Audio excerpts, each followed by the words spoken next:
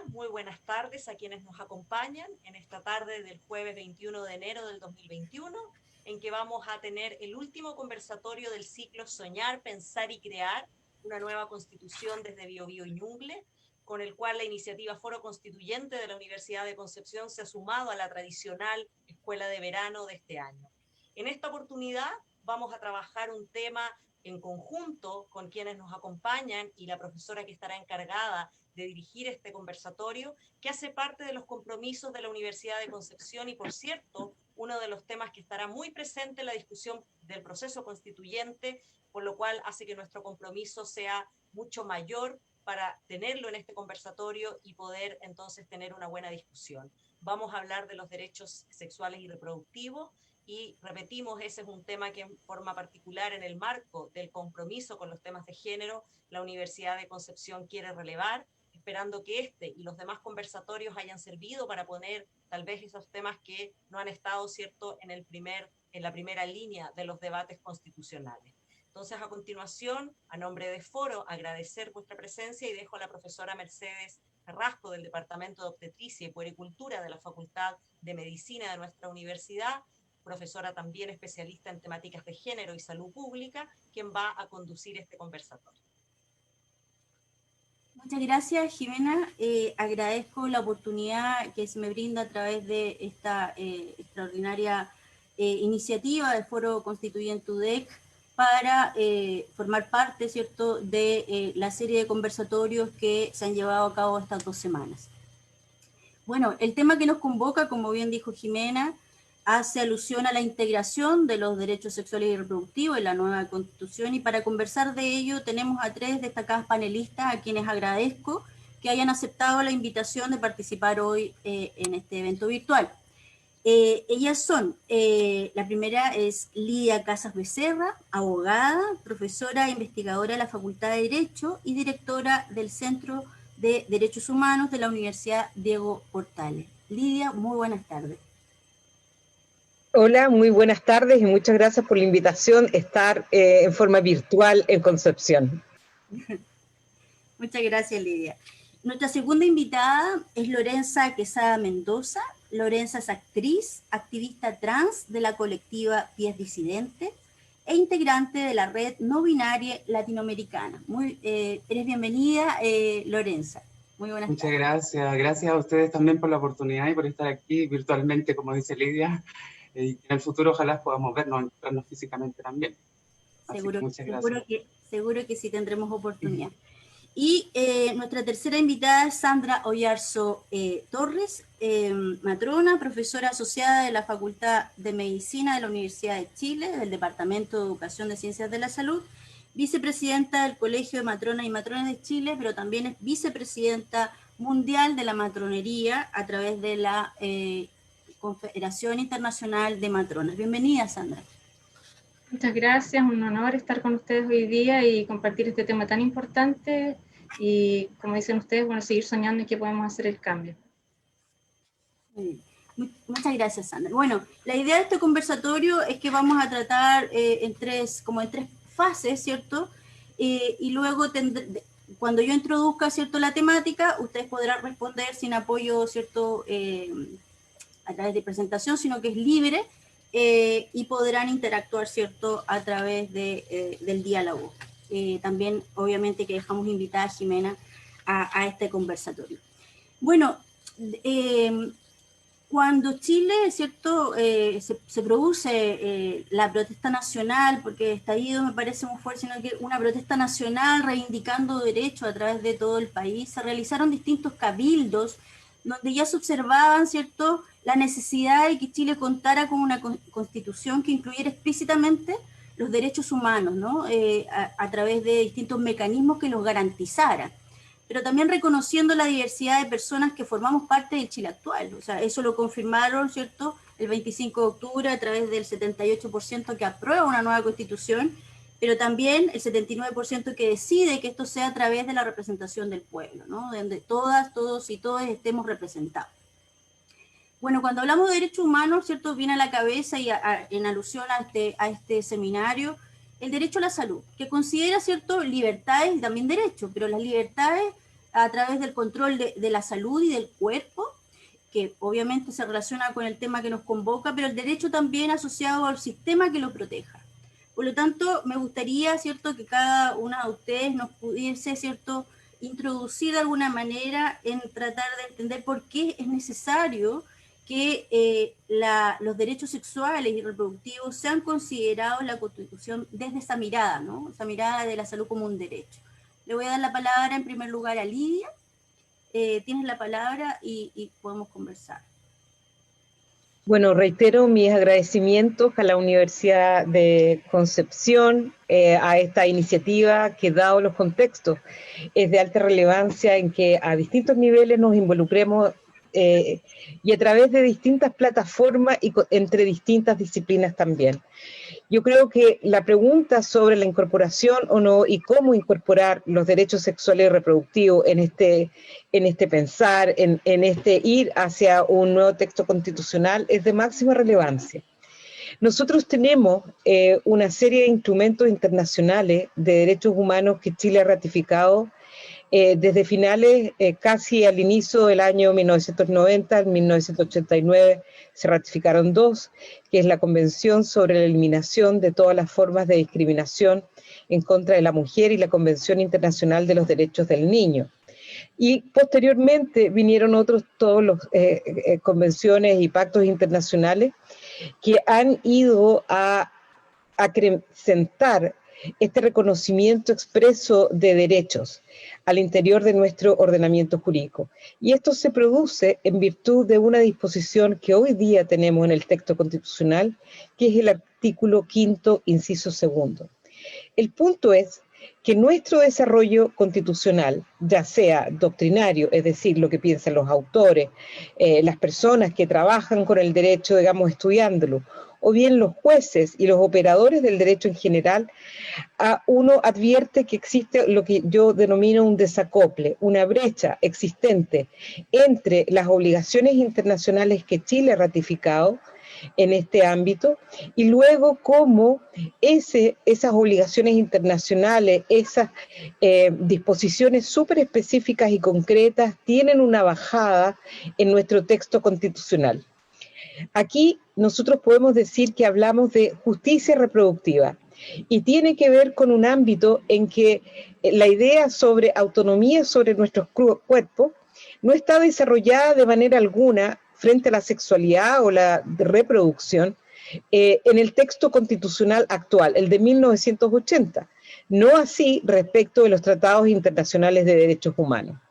Por ejemplo, si nosotros hablamos de autonomía reproductiva, uno tiene que señalar que la Convención sobre la Eliminación de todas las formas de discriminación en contra de la mujer, en su artículo 12 y 16, por ejemplo, relacionan específicamente la autonomía reproductiva con el derecho a la salud.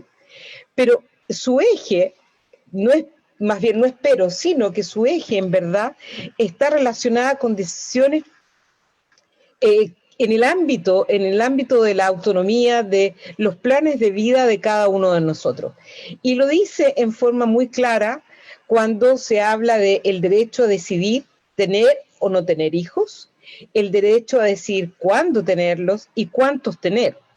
Ahora, ¿por qué hablamos de una interrelación estrecha en esta idea de autonomía sobre el cuerpo, la autonomía reproductiva y el derecho a la salud como un concepto amplio e integral? Primero, porque esa noción de autonomía no está en nuestro texto constitucional y por lo tanto tiene que quedar expresada de una forma explícita en esa nueva Carta Magna. En el segundo lugar, porque también la interrelación para esa idea de autonomía dice relación con la necesidad de dispositivos concretos que le permitan a las personas tener las condiciones para decidir.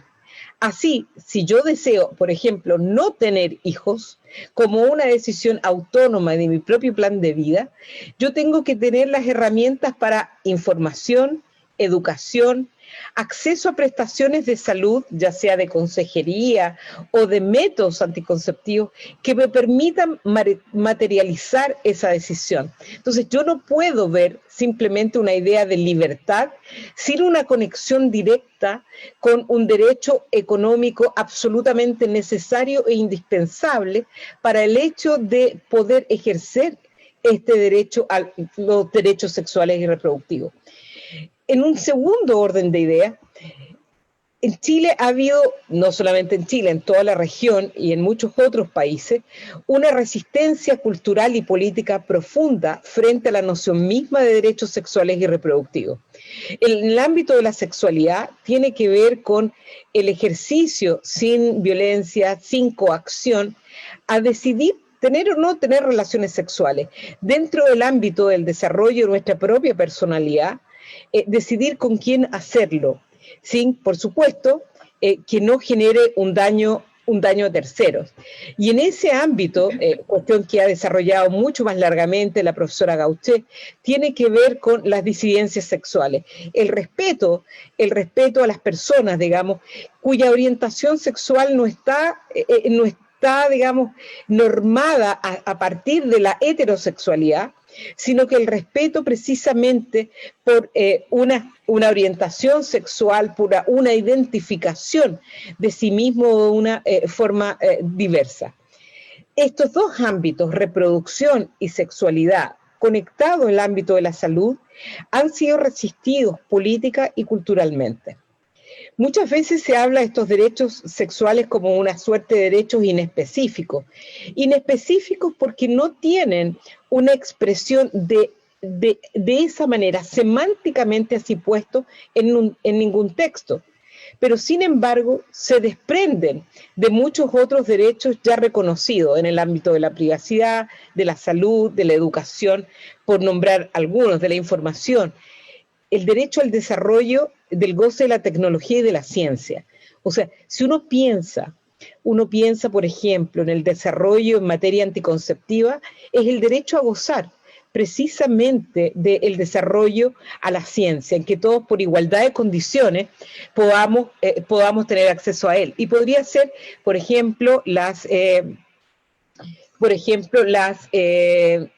reproducción asistida, como un tipo de tecnología que nos permite a las personas reproducirse cuando por distintas razones no lo podemos hacer, como naturalmente se piensa por la cópula directa entre un hombre y una mujer. Entonces, la especificación en el texto, y con esto voy redondeando la idea, Mercedes, es precisamente, primero, llevar aquello que ya tenemos en textos internacionales a un texto nacional que permita orientar y establecer como un derecho garantía estos elementos que yo señalo como autonomía reproductiva, pero que tiene que estar acompañado con este otro ejercicio de derechos, porque de otra manera no se entiende. Aquí me quedo. Muchas gracias, Lidia, muy interesante. Abordaste algunos temas que volveremos a tocar más adelante. Sandra. Bueno, también sumando los agradecimientos, ¿no es cierto?, de las autoridades presentes, especialmente a Mercedes y cada una de ustedes, pero muy interesante la temática que estamos, ¿no es cierto?, discutiendo, y como decía Lidia, hay una serie de razones por las cuales, ¿no es cierto?, deben estar estos derechos sexuales y reproductivos en la Constitución, obviamente porque son derechos humanos. O sea, realmente es importante tener eso muy en claro, y porque además existen ejemplos, quizás irnos a la parte más práctica en el área de la salud sexual y reproductiva en el mundo. Día tras día, decenas de miles de mujeres y niñas se les arrebata la salud y los derechos a su futuro, la salud sexual y reproductiva. Algunas víctimas de la mutilación genital femenina, incluso en América Latina, algunas que son obligadas a contraer matrimonio en su infancia, o también, ¿no es cierto?, adolescentes embarazadas, las mujeres violentadas, otras que sufren desamparo y pasan, ¿no es cierto?, por hambre solamente por tener una condición femenina. Y también, ¿no es cierto?, destacar que además nuestro país y muchos países de la región de América Latina, ¿no es cierto?, han estado muy comprometidos en poder avanzar en una década de acción hacia, ¿no es cierto?, el año 2030, para realmente lograr estos llamados objetivos de desarrollo sostenible, pero que también tienen como base o pueden ser un fundamento para todos estos elementos que van a ir a apoyar a la Constitución. en que Chile también se compromete como país también a eliminar estas prácticas, a avanzar hacia la equidad de género, a proteger, ¿no es cierto?, la integridad física de mujeres, niños, adolescentes, y obviamente hay una serie de elementos que destacan en este marco, como es, ¿no es cierto?, las palabras de, ¿no es cierto?, de la Alta Comisionada de las Naciones Unidas, Derechos Humanos, que manifiestan, ¿no es cierto?, en sus directrices elementos muy importantes en los cuales ella recuerda, ¿no es cierto?, los servicios de salud sexual y reproductiva que actualmente existen, en la cual nosotros trabajamos nosotras las matronas principalmente, acompañando a las mujeres en muchos de estos aspectos que mencionaba recién Lidia también, y que nos damos cuenta de eso en terreno día a día. Pero obviamente pasan desapercibidos porque no existen definitivamente incluidos claramente en nuestra Constitución todos estos elementos. Y deberían considerarse una prioridad porque salvan vidas, ¿ya? Y especialmente ahora nos hemos dado cuenta en pandemia que son parte esencial de la respuesta, ¿no es cierto?, a catástrofes en pandemia, ¿ya? Estos servicios, ¿no es cierto?, abarcan no solamente el acceso a los anticonceptivos, sino que la atención a las madres recién nacidos, el tratamiento de las infecciones de transmisión sexual, la posibilidad, ¿no es cierto?, en el caso de la consejería, en relación al aborto seguro, y la orientación eficaz de las usuarias en distintas partes de América Latina y también en nuestro país. Por eso es necesario que sigan haciendo sus esfuerzos para que los estados que se han comprometido en firmar estos mandatos, que recién mencionaba Lía, realmente lo hagan efectivo, ya así como nuestro país lo ha hecho por mucho tiempo, porque realmente lleva la acción a lo que ya se ha comprometido. Por eso mismo es realmente en este momento bastante complejo y uno no logra dimensionar la cantidad y cómo ha ido afectando, ¿no es cierto?, la pandemia, porque creo que es súper importante dimensionarlo eso ahora, que obviamente esto nos va a acompañar por un momento, en que el 10% de estos servicios, ¿no es cierto?, han sido interrumpidos, y quizás mucho más en América Latina y en nuestro país también, por causa de la pandemia. Y eso ha parecido desapercibido, nadie sabe que muchas mujeres no han tenido acceso a su anticonceptivo, que no han podido a lo mejor recibir atención adecuada porque no han estado funcionando los primeros meses de la pandemia. Hay un ejemplo. Si eso hubiese estado resguardado previamente, nada de eso habría sucedido. Existen 48 millones de mujeres, ¿no es cierto?, con demanda insatisfecha de anticonceptivos en toda la región. Imagínense lo que eso significa. 15 millones de embarazos no deseados, 3,3 millones de abortos inseguros y más de 29.000 muertes maternas adicionales a las muertes, ¿no es cierto?, de todas las gestantes por COVID. Y en nuestro país ya tenemos muertes maternas, ¿no es cierto?, lamentablemente, por esta patología, siendo uno de los países que tenía los mejores indicadores del mundo.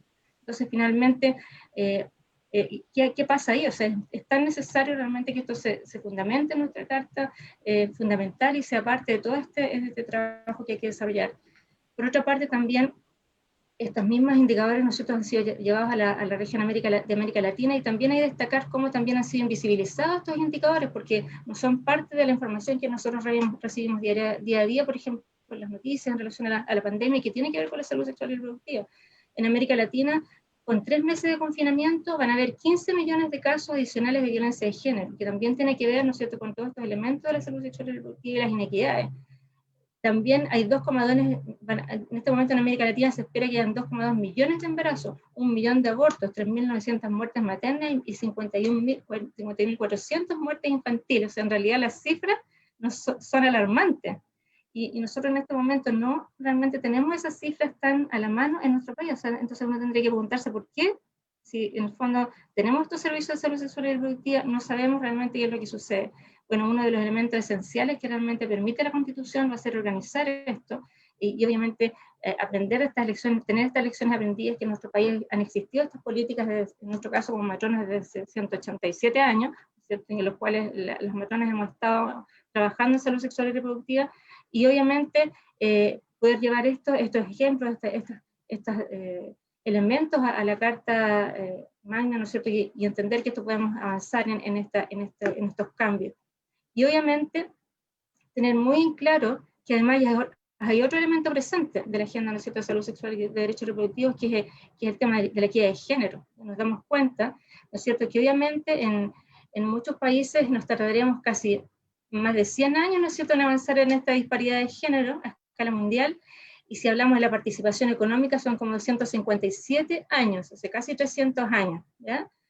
Y además hay que destacar algo también que tiene que ver con estos elementos, que en un estudio que abarca casi el 80% de la población mundial concluyó que el 90% de los hombres y de las mujeres tienen algún prejuicio contra las mujeres, además de ese otro elemento. O sea, finalmente, todo este cambio que tiene que ver con la salud sexual y reproductiva tiene que ver con la diversidad y cómo ponemos esos elementos de la diversidad también en nuestra sociedad. y eso solo se da a través de la educación. Y la educación sexual aquí ha sido un gran ausente, ¿no es cierto?, en nuestros planes y programas, a pesar de que han existido diferentes ¿no es cierto?, iniciativas.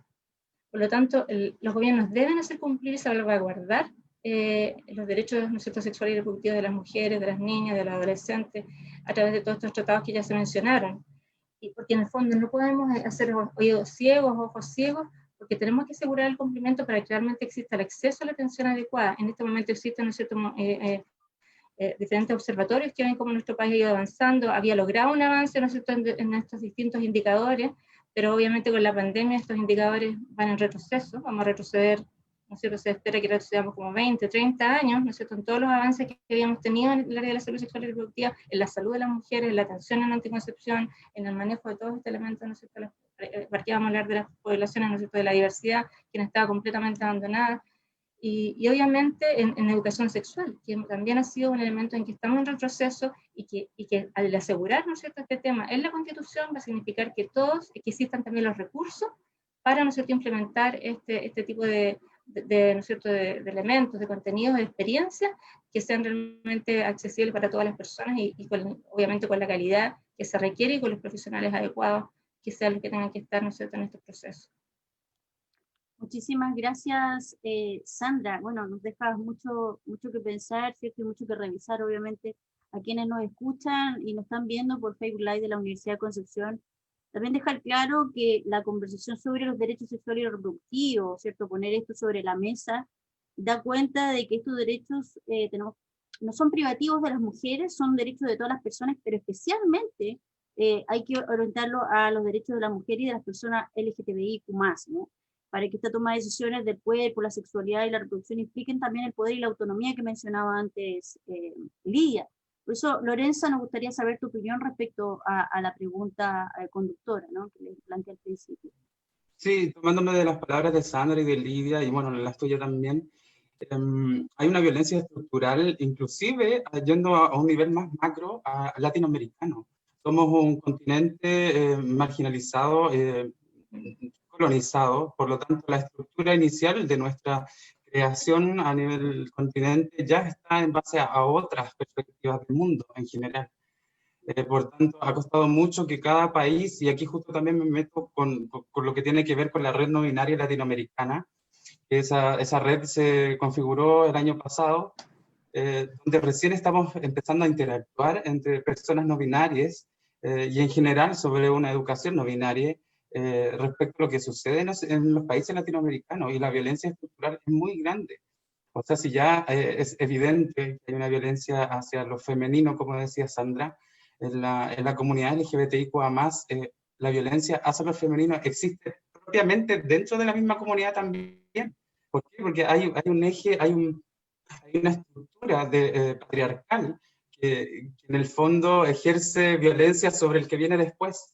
Es una cosa piramidal, ¿entiendes? Así. Y me pasó, de hecho, que para la revuelta acá en Chile, me sentí tan bien, tan feliz cuando estaba en la calle, cuando yo creo que todos a nivel nacional tenían esa sensación de que por fin algo pasa. Y yo con la señora de la esquina podía sentirme de igual forma. De hecho, yo como una persona trans sentía la libertad de poder manejarme en la calle como quisiera, porque todos en general sentían esa sensación de gracia, como de decir, por fin están poniéndome atención a mí, que fui marginalizada durante mucho tiempo. O sea, la violencia estructural, de hecho, estamos en una campaña a propósito de la educación sexual y reproductiva, estamos en una campaña junto al Colegio de Matronas por garantizar el acceso a los policlínicos trans a nivel nacional. O sea, la población trans en el país está muy marginalizada, y dentro de esta campaña me han escrito muchas personas que viven esta situación y me han contado su experiencia, gente que ha tenido que emigrar a otras regiones para poder mentir con su dirección, por supuesto, para poder ingresar a una atención. O sea, eso no puede ser. Inclusive hay personas que ni siquiera saben de esa atención. No tienen acceso a, como decía Lidia en un principio, como no tienen la posibilidad ni siquiera de conocimiento, de saber que existe un otro, de saber que existe esa red que se tiene que crear, que no existe. Y también es fundamental lo que tiene que ver con la educación sexual, o sea, si se pone en la teoría, bien, maravilloso, tiene que estar en la teoría, en la Carta Magna, como decía Lidia, pero también tiene que estar en la práctica. O sea, en la práctica también tengo que tener la voluntad, y aquí me refiero a todos a nivel nacional, de querer generar ese cambio, de querer integrar ese cambio, y no que otra persona decida por tu cuerpo, por tu propio territorio, y ahí es cuando el cuerpo es el primer territorio de lucha de cada persona. O sea, no hay otra persona que pueda decidir por ti en tu propio cuerpo. Yo pienso y me imagino en las situaciones que deben vivir las personas intersexuales, por ejemplo, desde que nacen. Desde que nacen hay alguien que decide qué camino va a tomar ese cuerpo que no es hegemónico, que no encaja dentro de lo estructurado, desde el binarismo de género. O sea, no es hombre ni mujer, o es una mezcla. Esa es la duda que tiene mucha gente que además no conoce estos conceptos, como decía Lidia, que al hablar de orientación sexual lo confunde con identidad de género, lo confunde además con una expresión de género y además con el sexo biológico. Son cosas totalmente distintas. La orientación sexual tiene que ver yo lo hago como con imágenes, así, aquí en el pecho, con lo que realmente tú sientes una atracción hacia otra persona. Esa persona puede ser muy diversa también. La identidad de género tiene que ver con lo que yo percibo de mí misma, y aquí lo centro en mi cabeza, como yo me autopercibo también. La expresión de género tiene que ver con cómo yo me expreso ante el mundo, y eso puede ser muy diverso también, no necesariamente tiene que estar de acuerdo a tu orientación. Y el sexo biológico, por supuesto, es con lo que tú naciste, y no necesariamente tiene que ser hegemónico. O sea, la forma de un órgano sexual no es estandarizado. Entonces ahí hay un trabajo grande también, y es fundamental resguardar el bienestar de toda la comunidad LGBTIQ+, y además, bueno, yo hablo desde esa trinchera también. Entonces, es un pueblo, es una comunidad muy marginalizada. Dentro de esa misma comunidad también se marginalizan. ¿Por qué? Porque tratan de igualar el sistema. Y es el sistema el que está malo. ¿Entiendes? Es ahí el problema, y es como la violencia va hacia todo lo femenino. Hacia todo lo femenino es que esté incorrecto. Esa es la percepción que tiene la gente. Es cuando una persona homosexual, dentro de su expresión de género, sobrepasa los límites de lo femenino, cae mal. Cae mal en las personas. ¿Y por qué cae mal? Porque le molesta lo femenino. Y ahí está la violencia contra la mujer en general. Cuando se habla también de salud sexual, hay que hablar también de cuerpos gestantes, más allá de mujeres embarazadas. Hay hombres transgéneros que tienen la capacidad de gestar. Y así tienen la capacidad, a lo mejor no queriendo gestar. También se tiene que ver en la obligación. O sea, cuando, por ejemplo, yo al transitar también me vi en la obligación de estructurarme, o sea, perdón, de que me estructuren a mí en tal formato. O sea, bueno, eres mujer, tienes que comportarte así, tienes que mirar el mundo así, tienes que maquillarte, y ahí empieza un suma y sigue que da cuenta de esta violencia a nivel general.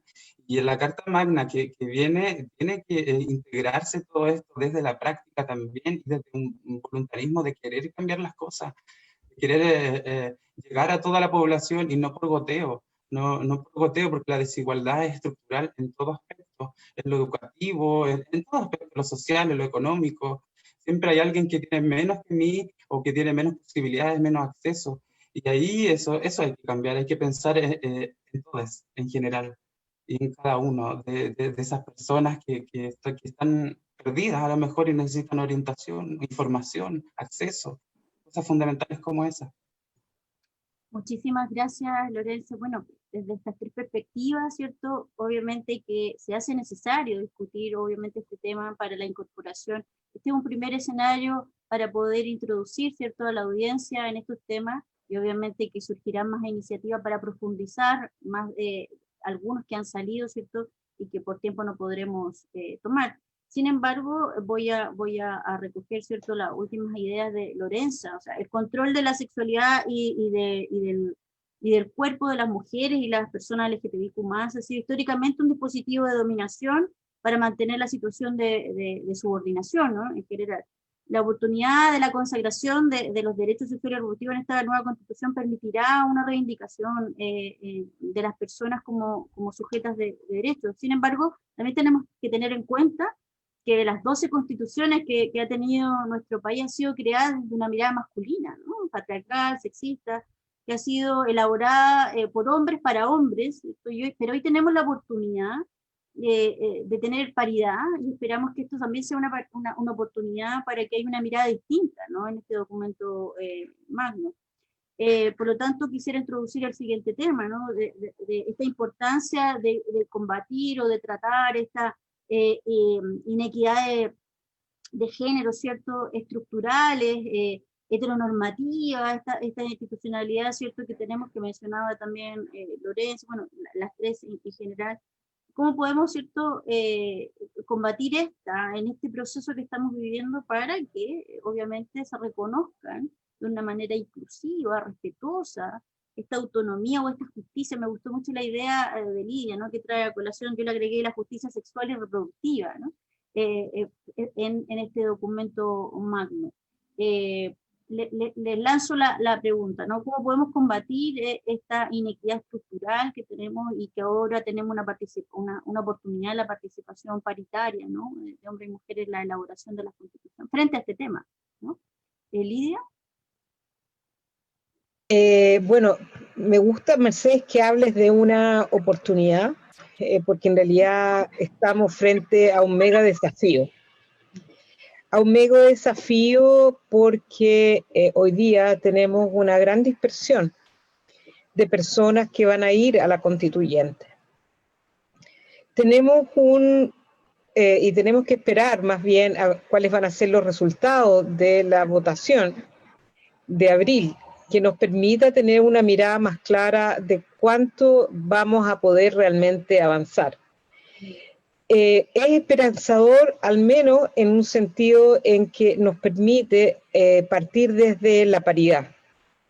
En el año 1925 ni siquiera teníamos derecho a voto, no teníamos completos derechos civiles, por lo tanto mal podríamos haber siquiera participado en algún tipo de ejercicio que tuviera que ver con la configuración de un ordenamiento jurídico constitucional. Y ciertamente bajo dictadura ninguna posibilidad de participación política por el pueblo. Entonces este es un gran desafío. Ahora, el tema de la justicia o de la desigualdad estructural, poniéndolo en esos términos, el texto y cualquier disposiciones de carácter constitucional son grandes principios rectores, que lo que hacen es orientar el quehacer del Estado desde estas grandes líneas, desde la reestructuración o de las formas de distribución del poder. Hay algunos elementos que son vitales para la reconfiguración de esa distribución del poder. Algunas de ellas tienen que ver en cómo, por ejemplo, pensamos la familia y el tema de los cuidados. Una cuestión en que algunas de nosotras hemos ido planteando. En eso incluyo a la profesora Gauché, que sacamos un pequeño documento que creo que constituye un aporte en cómo leer una constitución en forma inclusiva. Y esa manera inclusiva tiene que tener una mirada en perspectiva de todos los grupos colectivos sociales que históricamente han estado en una situación de desventaja y que han sido puestos en una situación de vulnerabilidad.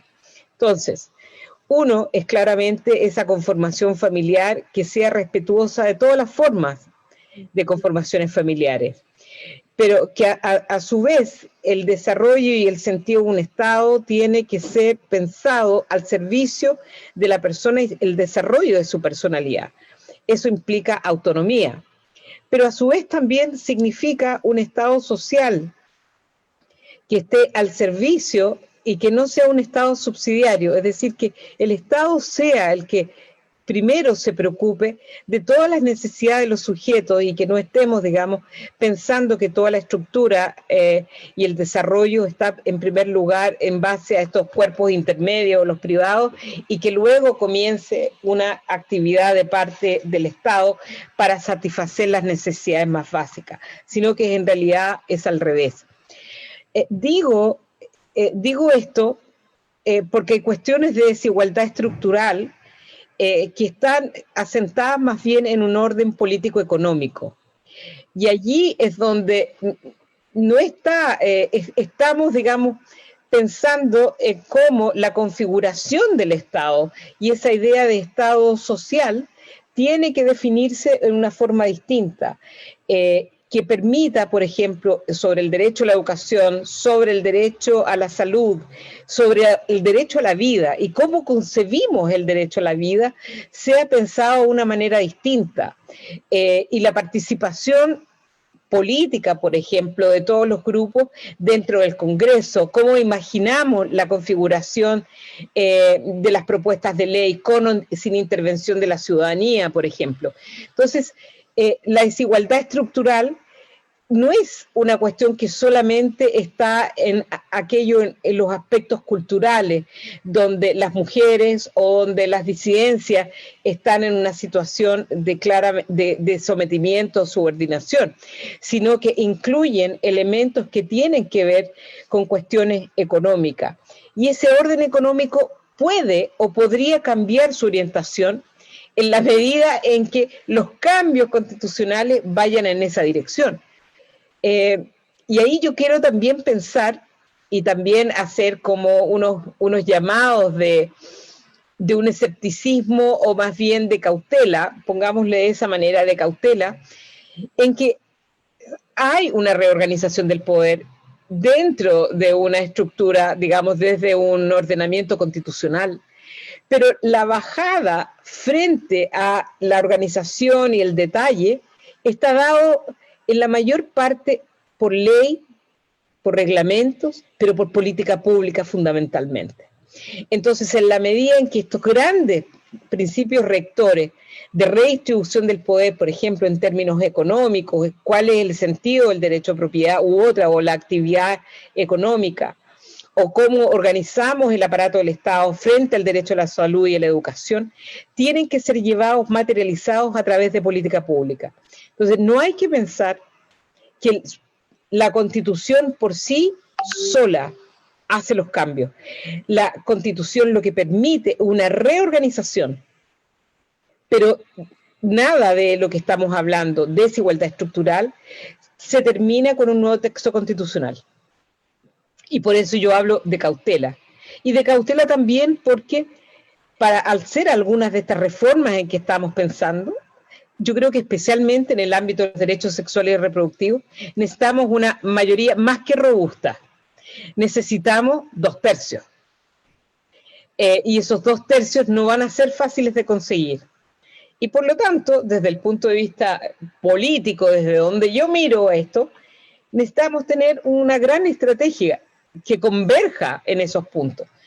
Porque pudiéramos en realidad terminar no con el gatopardismo, pero algo muy cercano a eso, si es que no logramos tener una claridad desde este sector, desde el apruebo, a ciertos núcleos que son duros y donde hay resistencias culturales y políticas muy profundas.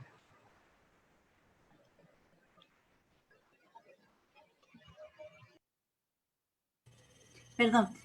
Muchas gracias, Lidia. Obviamente que esta llamado cautela nos remueve y obviamente que nos moviliza también a estar muy atentos y atentas a quienes, ¿no? A quienes van a representar y a quienes van a redactar, ¿cierto? O que a quienes vamos a asignar en abril próximo, ¿no? Bueno, no sé, Sandra, quisieras compartir tu reflexión frente a esta temática, o sea, a esta mirada desde la heteronormatividad o de quienes estarían, ¿cierto?, encabezando la redacción de la Carta Constitucional. Yo creo que sí, yo creo que es súper importante también, ¿no es cierto?, lo que menciona Lidia, y quizás, ¿no es cierto?, también hacer una reflexión en términos de lo que significa, ¿no es cierto?, el cambio. Porque esto es un cambio que no solamente, a lo mejor nosotros obviamente tenemos este gran momento y somos un ejemplo vamos a tener paridad, ¿no es cierto?, para la construcción de la Carta Magna, pero en realidad en el mundo existe todo un movimiento de las mujeres y toda la diversidad para lograr alcanzar los derechos. Entonces, creo que además este tema de la heteronormatividad obviamente va, como ya hablamos anteriormente, ¿no es cierto?, tiene que ver con el poder. O sea, hasta ahora realmente el poder ha estado, ¿no es cierto?, estructurado, ha sido heteronormado, y obviamente ha sido manejado por el hombre en muchos espacios, más hablando desde la perspectiva de salud, en las profesiones de la salud somos principalmente mujeres, un 70 o un 80%, por lo menos en Chile somos casi mujeres, y en el mundo también más o menos es el rango. Y solamente un 20 o un 25% de esas mujeres en el mundo ocupa algún cargo de toma de decisiones en el área de salud. O sea, estamos hablando de que, ¿no es cierto?, de que ocupen algún cargo, ¿no es cierto?, en una universidad, o en, ¿no es cierto?, en alguna toma de decisiones en salud específica, no sé, en una organización de la salud, etcétera. Por lo tanto, ahí uno se hace la pregunta, o sea, ¿qué ha pasado en el fondo en todo este tiempo que ahora, ¿no es cierto?, viene este movimiento para dar cuenta de esto? Recién ha habido todo un movimiento a nivel global para, en el fondo, también quizás desheteronormativizar y cambiar esta perspectiva tan centrada, ¿no es cierto?, desde la mirada masculina de salud y de lo que implica la salud sexual y reproductiva, para realmente visibilizar esto. Pero recién están produciéndose los primeros avances, ¿ya? Y obviamente ahí en ese ámbito quizás para nosotros ni siquiera nos damos cuenta de la importancia que tiene que vayamos a tener una paridad en la primera vez que van a haber mujeres escribiendo, ¿no es cierto?, una carta, una constitución de un país, el 50%, no existe eso, creo, no sé, en otro lugar, ¿no? Tendría que revisar, pero en general, todo lo que implica, ¿no es cierto?, la salud sexual y reproductiva, toda la implementación de los servicios de salud sexual y reproductiva, el enfoque de la salud sexual y reproductiva ha sido, ¿no es cierto?, principalmente hecho por su mayoría, ¿no es cierto?, personas que no son mujeres o que no son diversidad. Entonces, ahí nos damos cuenta de la ausencia de muchos elementos, no solo que tengan que ver con la visión en términos de despatologizar, ¿no es cierto?, los procesos de identidad, por ejemplo, como hablaba Lorenza, de integrar, ¿no es cierto?, la visión de las mujeres desde su vivencia diaria en el colectivo, no existe porque no había una participación directa en eso. Entonces, finalmente, yo creo que recién estamos como haciendo el clic en torno a aquello, pero también creo que en el fondo vamos a seguir combatiendo. Si ahora hay un momento en que estamos combatiendo, en que hay espacio, ¿no es cierto?, de vinculación a través de estas redes, o sea, es muy fácil que estos movimientos crezcan. Yo creo que si necesitamos a lo mejor tener, ¿no es cierto?, ese 2/3, a lo mejor podemos tener mucha gente alrededor del mundo, en muchas partes a través de estas redes, apoyando, ¿no es cierto?, este cambio que se está realizando en Chile. O sea, yo creo que es el momento de utilizar también esto como un espacio de abogacía, como un espacio de difusión, y tener a nuestras aliadas de la diversidad que están en todas partes, y todas esas mujeres también que nos pueden apoyar a presionar para estos cambios. O sea, creo que si se produjo, ¿no es cierto?, esta salida en masa, ¿no es cierto?, de todos nosotros cuando se produce el estallido, ¿no es cierto?, en Chile y todos estos elementos, es porque realmente era necesario este cambio, porque esta estructura, como decía Lidia, ya no da más. O sea, no puede existir esta estructura que ha generado tal nivel de desigualdad, que somos uno de los países más desiguales del mundo. Y que obviamente eso ha implicado que no tengamos capacidad de cuestionarnos, que tengamos, ¿no es cierto?, que vivir de esta manera, ser discriminados, ¿no es cierto?, ser violentados por nuestra visión, por nuestra forma de vivir la sexualidad, por decidir si queremos o no vestirnos de tal o cual forma. O sea, creo que realmente a lo mejor sí tenemos que estar como, a lo mejor no tenemos mucha esperanza o ser cautos, pero creo que también podemos estar ahí, o sea, buscar las herramientas que nos permiten avanzar quizás mucho más rápido en hacer que esto sea más rápido y no tan lento. No podemos sentarnos y seguir esperando, ¿no es cierto?, que vengan las mismas personas, decir las mismas personas como siempre lo han hecho. Quienes somos los afectados, quienes vivimos esto, que somos, en este caso, en este panel, somos mujeres y diversidad, o sea, yo creo que también llega el momento de que sigamos unidos como lo hemos estado haciendo hasta ahora, porque eso significa avanzar, ¿no es cierto?, en estos ejes de desigualdad, que son obviamente las clases sociales, que es un tema, el género, ¿no es cierto?, la perspectiva de género, la edad, porque también en este momento, ¿para qué vamos a hablar de las personas mayores, por ejemplo? Que también son los grandes ausentes.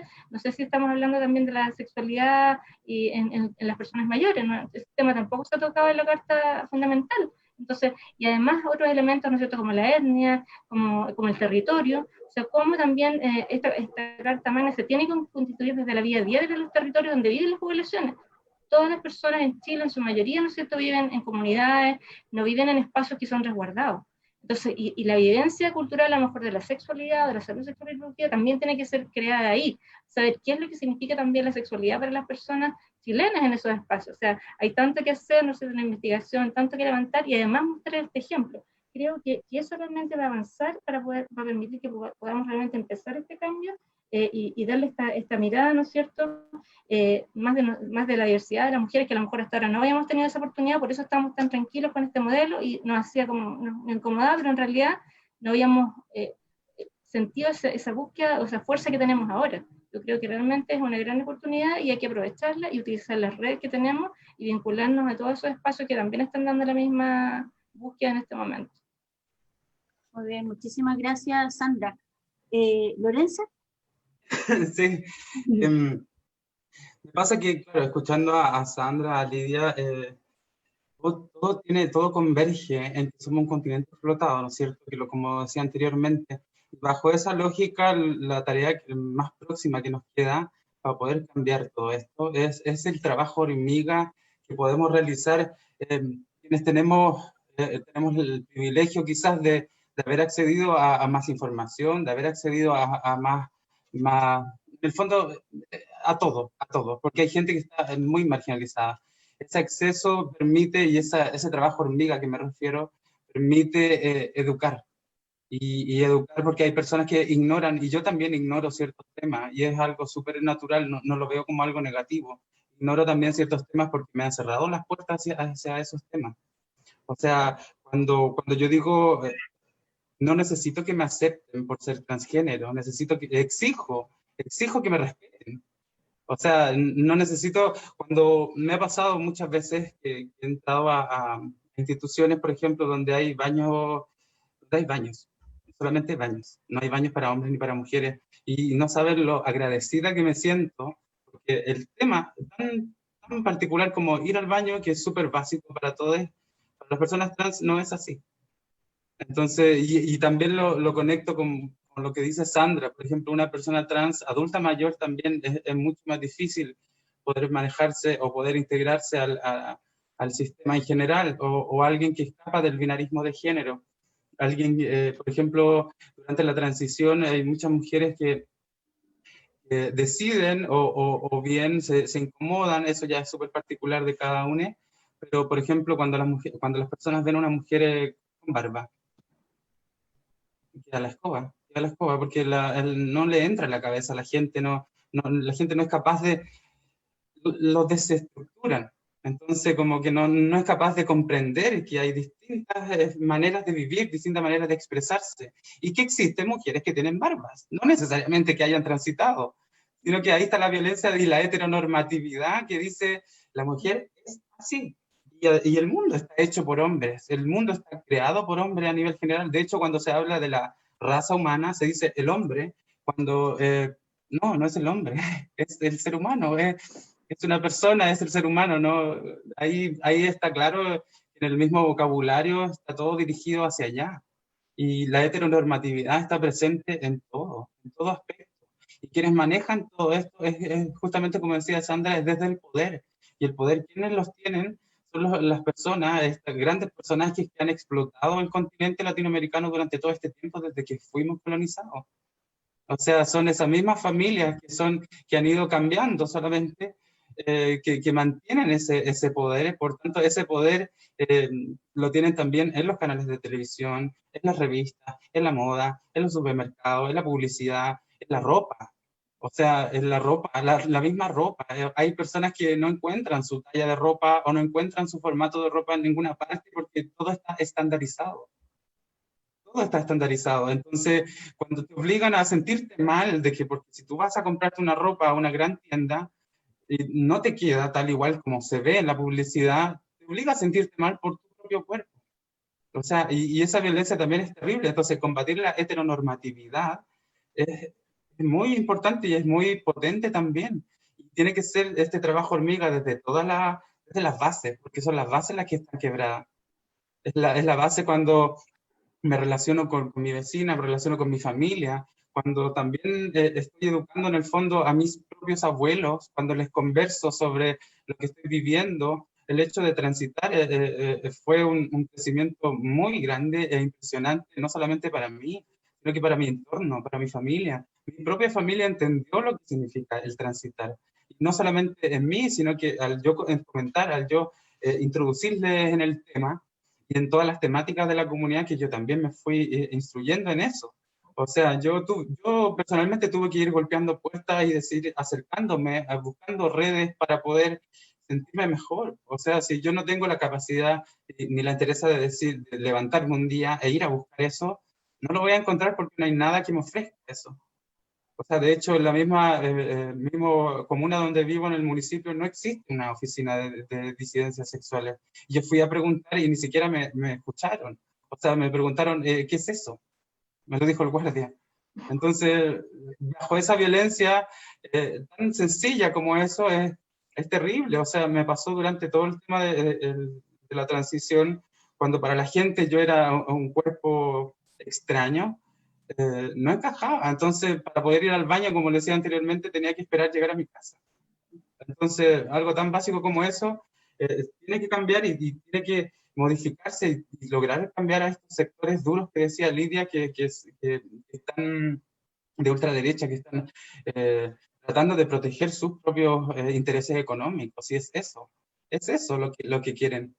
No es nada más. Y aquí hay que pensarlo como una gran familia. O sea, mi núcleo familiar, yo quiero que mi núcleo familiar tenga un bienestar, esté en un lugar cómodo, se sienta bien, y es así, es pensarlo en macro. Yo pienso y empatizo también con personas no sé, del extremo sur de Chile que para ir a un consultorio, para tomarse la presión, si quieren, así como si se sienten mal, es terrible, porque no hay un consultorio cerca, o simplemente tienes que viajar kilómetros para poder hacerlo. O sea, hay que también ser conscientes de los privilegios que tenemos nosotros en la región metropolitana, en la región de Valparaíso, en regiones que son mucho más potentes, y ahí está el centralismo a nivel nacional. También es un cambio cultural y un cambio de conceptos. Cuando a la gente le molesta cuando se habla de todes, con el lenguaje inclusivo, no, es que eso nunca ha existido, dicen las personas, pero bueno, nosotros tampoco hablábamos en español antes, no sé de qué me estaba hablando. O sea, el mundo va cambiando, las personas van cambiando, el mismo vocablo de las personas van cambiando. O sea, cuando antes se decía grosso, bueno, alguien lo inventó y se empezó a masificar. Entonces ya se dejó de decir grosso y se dice bacano, se dice otras palabras. Pero en el fondo es no, no ponerse rígida en el fondo a los cambios, no rigidizar esa tarea que el mundo va cambiando. Cuando hablan de personas transgénero, no es que esto yo lo esté inventando ahora, esto ha sido a lo largo de la historia. Fui catalogada, claro, si hubiese estado en otra época probablemente yo ya estaría muerta. Se entiende, porque hay muchos temas que me atraviesan, primero por ser artista, y segundo por ser una persona trans, o sea, y además tengo los privilegios de ser blanca. De ser una persona que vive, que nació dentro de un estatus que a lo mejor no se siente tan discriminada. O sea, si hay una persona con en un distinto contexto, no sé, es mucho más difícil. Y ahí combatir la heteronormatividad es tarea de todos, y es cuestionarnos desde el principio básico, desde el por qué yo le estoy poniendo, por ejemplo, los aritos a la niñita cuando nace. Y la niñita no tiene idea si es que la niñita usa aro o no. Y la gente dice, no, pero si eso ha sido toda la vida. Alguien lo inventó. Y es bueno cuestionárselo de por qué. Él nunca decidió eso. También tiene que ver la religión, cómo se involucra en eso, y el Estado laico, que nunca es laico. Nunca es laico, porque siempre decide pensando dentro de la Iglesia Católica, del cristianismo, y hay mucha más gente que no cree en la Iglesia Católica, que no cree en eso, pero es cuestión de ella, de esa persona. No tengo por qué yo involucrarme o imponer algo que no me corresponde. Entonces tiene que haber un respeto hacia las otras identidades, hacia los otros pensamientos, y poder convivir. O sea, convivir en una gran familia que somos, en un mismo territorio. Muchísimas gracias, Lorenza. La invitación a desnaturalizar lo que es natural, ¿no? En la sociedad. Exacto. Jimena, ¿querías añadir algo? Te invito a la conversación. Bueno, lo primero decir a propósito de privilegios, que es un privilegio escucharlas, ya desde la Universidad de Concepción a las 3, a las 4. Yo creo que esto cumple el que cada día uno aprende cuando escucha otras realidades, y dado esta invitación que me hacía la profesora Carrasco a hacer un comentario, bueno, yo quisiera rescatar o enfatizar el compartir de las ideas que ustedes han hecho, rescatando tal vez un par de ideas para que a lo mejor se puedan seguir trabajando, que es mirar este momento de Chile como una oportunidad. Lo hemos dicho en distintos otros espacios, y es una oportunidad justamente para cuestionarnos ¿ya? No para destruir, como a veces se pretende con discursos fatalistas o de otro tipo, para deconstruir. Deconstruir aquello, como decía recién Lorenza, que hemos entendido como la natural, lo correcto, lo bueno. Y eso es lo que se ha construido socialmente desde un cierto paradigma. Y es tiempo, hace mucho rato ya, de que efectivamente todas las voces puedan ser incorporadas. Entonces, creo que el proceso constituyente nos da esta oportunidad en Chile, además de reconstituir lo que entendemos por ciudadanía. Y no voy a entrar a una cosa técnica del concepto, simplemente decir que en general, si entendemos la ciudadanía como participar de las decisiones de lo colectivo, las decisiones de lo común, hay que reconocer de una vez por todas que en ese proceso han estado ausentes, invisibilizadas muchísimos grupos de población. No estamos hablando solamente de las mujeres o de las personas LGTBI, sino que estamos hablando de pueblos originarios, de las personas discapacitadas, de un montón de grupos. Y es una oportunidad para reconstituir la ciudadanía ya no solo como algo formal. Y entonces me parece que aquí hay desafíos en 3 líneas.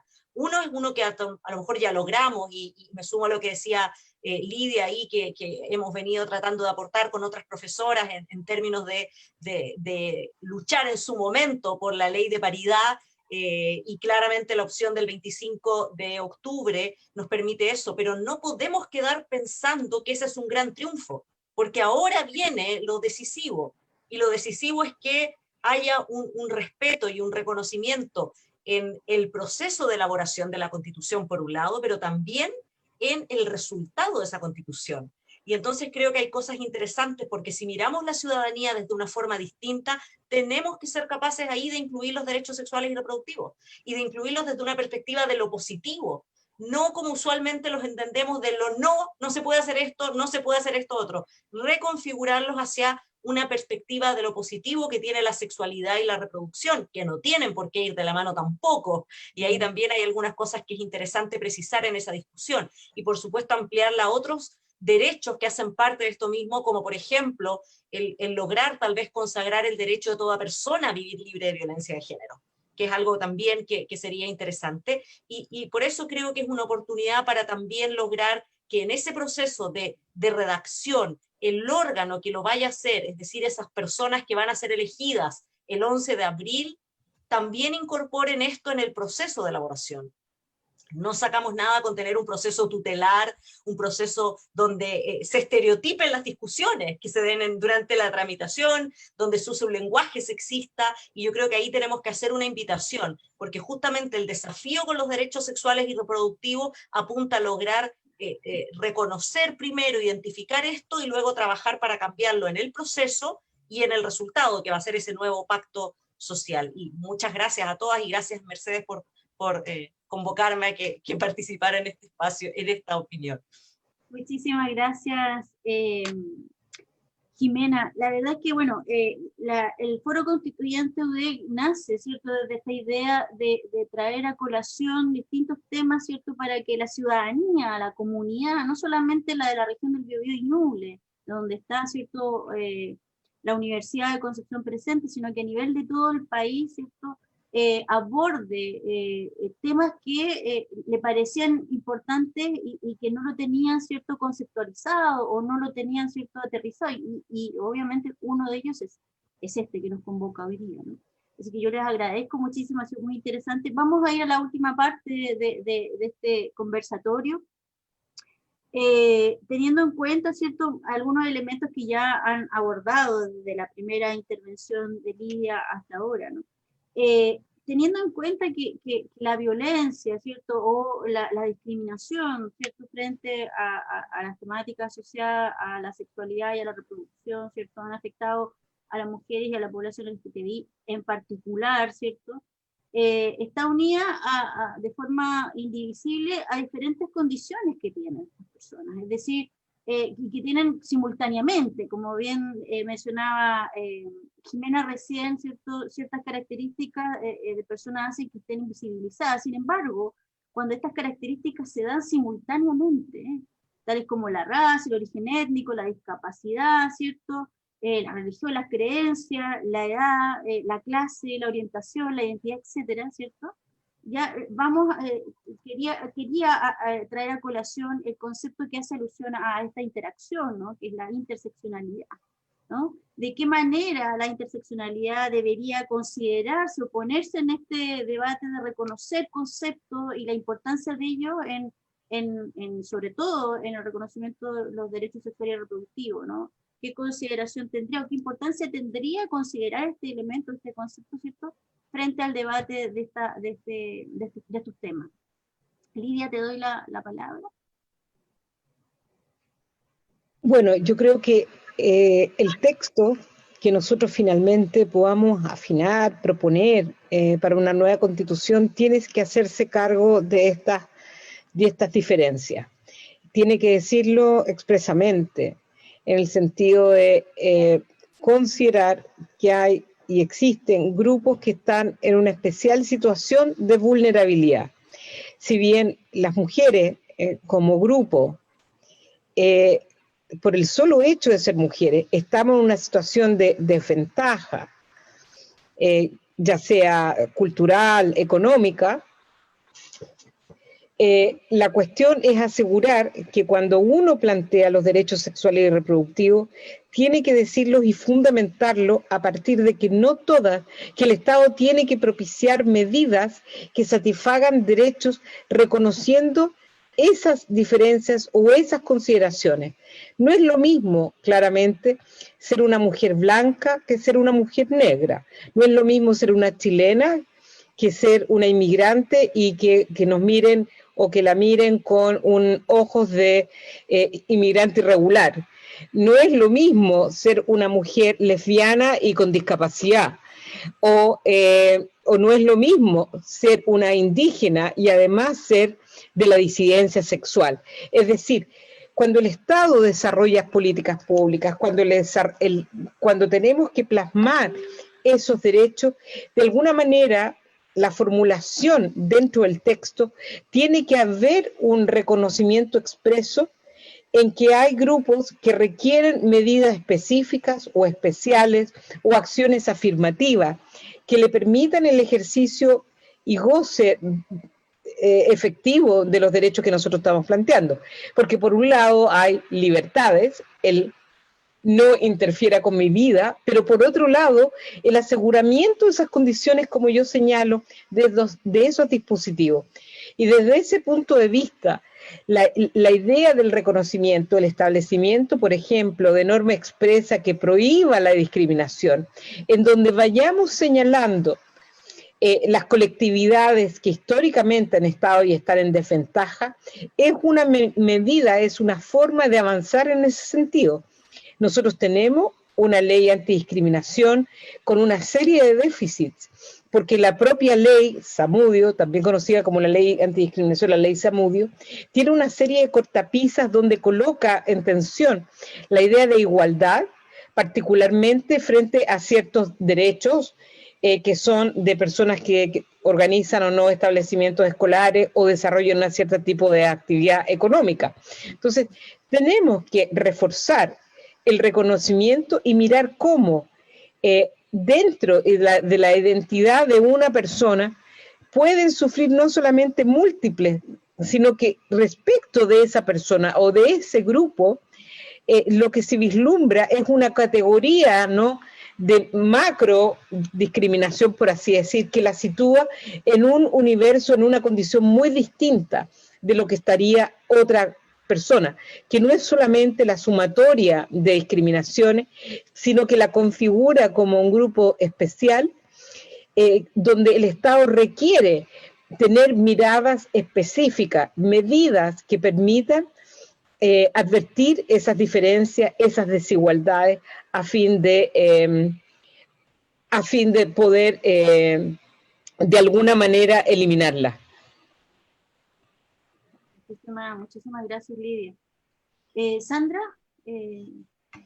Bueno, yo creo que este punto es bastante importante porque en realidad hay un ejercicio súper bueno que uno hace, igual a lo mencionado, pero por ejemplo, si uno le pregunta antes a alguien cómo se imagina, pongámonos a pensar, por ejemplo, en una mujer.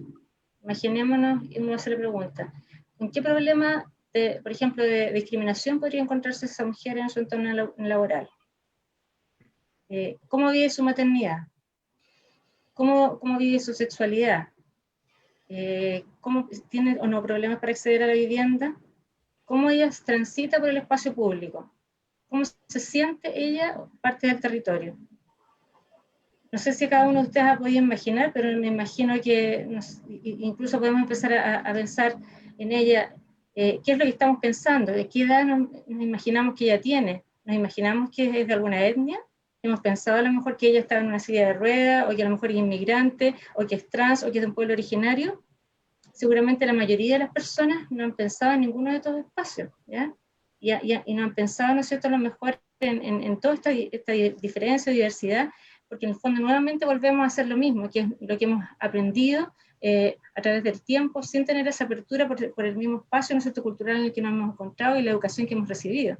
Por supuesto que nosotros no, porque hemos obviamente transitado y había un proceso de cambio y todo, pero ahí yo creo que la gran pregunta es que, claro, a lo mejor en personas que tienen acceso a la educación como nosotros que tenemos, ¿no es cierto?, la oportunidad de nos educar, muchos de los que están escuchando y a lo mejor los que están, ¿no es cierto?, debatiendo estos elementos, ¿seremos todos capaces de reconocer nuestros propios prejuicios en torno a lo que significa, ¿no es cierto?, la educación sexual, la diversidad sexual, el acceso de todas las personas mayores, las etnias, ¿no es cierto?, los inmigrantes, el tipo de trabajo, etcétera? Nos haremos esa pregunta cada uno de nosotros cuando, ¿no es cierto?, estamos en nuestro cotidiano, y me pregunto aún más, y las personas que en este momento están postulando para ser constituyentes, ¿nosotros sabremos realmente si ellos se han hecho la pregunta a sí mismos?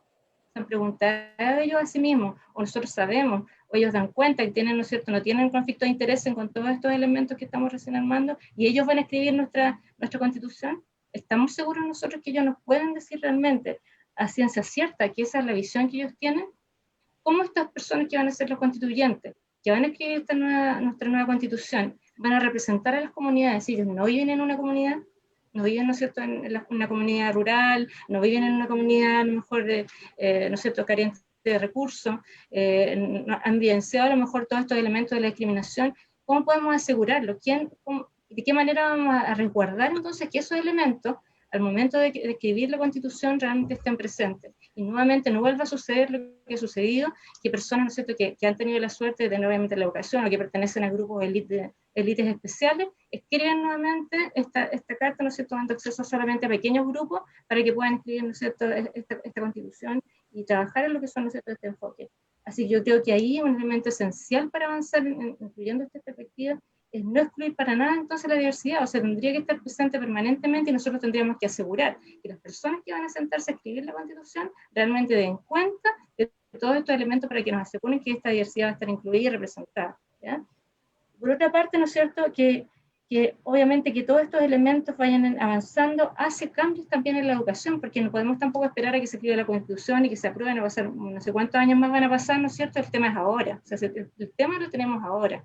Afortunadamente nos dimos cuenta gracias al cambio que se está produciendo, pero no podemos perder lo que las comunidades hemos ganado, ¿ya? Lo que con dolor, ¿no es cierto?, y con pérdida de muchas vidas hemos ganado, y con personas lesionadas, etcétera, hemos ganado. Por lo tanto, creo que es el momento también de que participemos activamente en lo que significa este cambio, en lo que significa, ¿no es cierto?, el cuestionarnos a nosotros mismos los elementos de la diversidad, estos elementos, ¿no es cierto?, la interseccionalidad, cómo se incluyen, ¿no es cierto?, en nuestra nueva Constitución, cómo hacemos abogacía para que se incluyan estas temáticas en las mallas curriculares, definitivamente, que aparezca no solo la salud sexual y reproductiva, sino que aparezcan, ¿no es cierto?, los derechos humanos, con enfoque, ¿no es cierto?, de género, interculturalidad, que aparezca, ¿no es cierto?, qué significa la diversidad, el respeto, ¿no es cierto?, a la diversidad, que aparezcan esos elementos en las mallas, ¿no es cierto?, de todos los niveles educativos de la universidad, porque también en las universidades tenemos personal de salud que sabe trabajar de distintas profesiones y tampoco sabemos si ellos, ¿no es cierto?, de qué manera van a ejercer en sus distintos espacios. Por lo tanto, creo que es una responsabilidad de nosotros también, de aquellos que, ¿no es cierto?, hemos podido educarnos, también hacer ese cambio y mantener ese vínculo con las comunidades. Porque finalmente, si no lo hacemos, y si nosotros tampoco no resguardamos que estos cambios realmente se produzcan, nuevamente vamos a perder todo lo que hemos ganado. Y creo que le debemos, en el fondo, un honor a todas aquellas personas que en el fondo fueron capaces obviamente, de liderar esto, y todos aquellos quienes a lo mejor, ¿no es cierto?, estuvimos en las calles esperando, ¿no es cierto?, hacer este cambio. Por lo tanto, realmente tienen que sentir lo que significa sentir el peso en los hombros en este momento de esas personas y hacerse la pregunta de si realmente van a incluir o no estos elementos, porque si no los van a incluir, bueno, nosotros vamos a estar ahí utilizando todas las redes que tenemos para poder hacer un llamado y que realmente se incluyan los elementos que son necesarios para hacer este cambio y obviamente acoger y que y hay un respeto y dignidad hacia todas las personas. Muchísimas gracias, Sandra. Bueno, el llamado está. Veamos qué nos comenta Lorenza al respecto. Sí. Al igual que Sandra y Lidia, la interseccionalidad es muy importante dentro de la próxima constitución. ¿Por qué? Porque además se ha dado naturalmente esta alianza a nivel nacional transfeminista, en el fondo como interseccional de mujeres y disidencias sexuales, como grupos marginados dentro del territorio. Y se ha visto desde la práctica, o sea, desde los mismos cabildos territoriales donde se expresa la gente y dice, pucha, a mí me ha pasado esto, a mí me pasó esto, y eso tan básico que a mí me encantó de ese trabajo territorial, donde vivo, por ejemplo, se dio muchísimo, de poder conocer a la vecina, al vecino que está al lado, de saber su contexto, de saber su realidad, de saber en qué, de poder compararme en el fondo, en el buen sentido, y decir qué cosas tengo yo que la otra persona no tiene y qué cosas tiene la otra persona que no tengo yo. No necesariamente como de ganar o tener más cosas, sino que qué garantías puede tener otra persona, que quizás solamente por el hecho de tener un ingreso económico más alto. Yo creo que ahí es fundamental eso, porque todo el modelo económico apunta hacia eso. Cuando se habla de interseccionalidad, y claro, como decía Lidia, no es lo mismo ser una persona transexual, ser migrante, además que estar en una condición de situación de calle, por ejemplo, o es muy distinto a ser una transexual blanca con un poder económico mucho más grande, por tanto tiene acceso a muchas otras cosas también.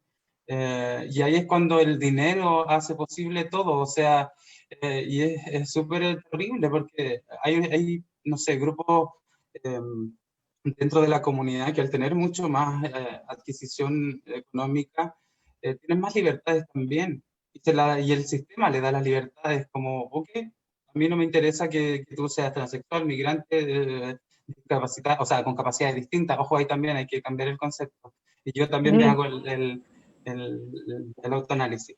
Es muy distinto si es que tengo el poder económico de poder pagar por un taxi para que me lleve a ciertos lugares, en vez de tener que ir al paradero a subirme una micro donde probablemente ni siquiera la micro me va a parar porque le va a dar lata que bajar la rampa de la micro para yo subir.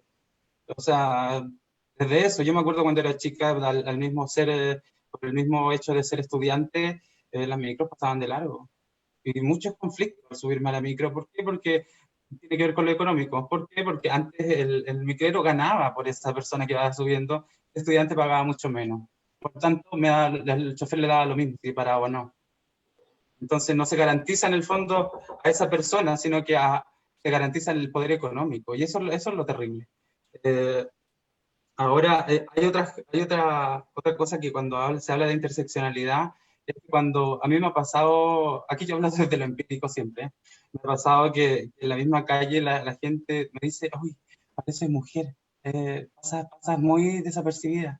Y yo así como, no necesito parecer mujer, yo soy una mujer. El que encaje en ti es otra cosa.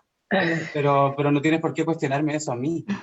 ¿Se entiende? ¿Y por qué? Porque también está desde ese punto de vista. Y yo me acuerdo, de hecho, en una vez que salió en un canal de televisión esta prueba, este estudio, como de una persona que iba pasando por afuera de la Moneda y un oficinista estupendo, regio, con una maleta negra, todo muy topísimo, de trabajador del centro de Santiago. Y después pasaba una persona mapuche, visiblemente mapuche, con un poncho, con todo lo que tiene una persona mapuche. Y la persona, inmediatamente los carabineros fueron a sacarlo. O sea, a eso me refiero cuando hay diferencias en el trato hacia la persona por su expresión de género, por su poder económico, por todo. Entonces, la interseccionalidad es fundamental, es pensar, empatizar con la otra persona que tiene muchos menos privilegios que yo, o viceversa, personas que tienen más privilegios, de qué manera yo puedo aportar desde ese punto hacia el resto de la población. Y también tiene que ver con la representatividad que hablaban delante acerca de los constituyentes. Los constituyentes tienen que súper difícil este tema porque la representatividad política está súper quebrada. O sea, cuando hay una persona que habla por más personas, tiene que hablarlo desde su territorio, desde lo que conoce, desde su espacio. Yo no puedo representar a un grupo del cual yo no tengo idea. Y tampoco tengo el derecho de disminuir a otro grupo que esté pensando en otra cosa. O sea, cuando se habla de aborto, por ejemplo, una persona, un hombre, no tiene derecho a hablar de un aborto. O sea, puede hablar del aborto, pero quien tiene más importancia ahí es la misma mujer y las mismas cuerpos gestantes que lo viven y que lo hacen. Y si hay alguna mujer o algún cuerpo gestante que no está de acuerdo con eso, bien por esa persona, pero no tiene por qué imponer sobre otra que sí lo quiere. Y si tú no quieres abortar, ok, no abortes, pero no puedes restarle eso a otra persona. Y no solamente con este tema, sino que con muchos otros temas. Es súper complicado porque aquí entra una ideología, un pensamiento como duro, de no querer de construirse, como decía Jimena, y en el fondo a aceptar que existen nuestras diversidades.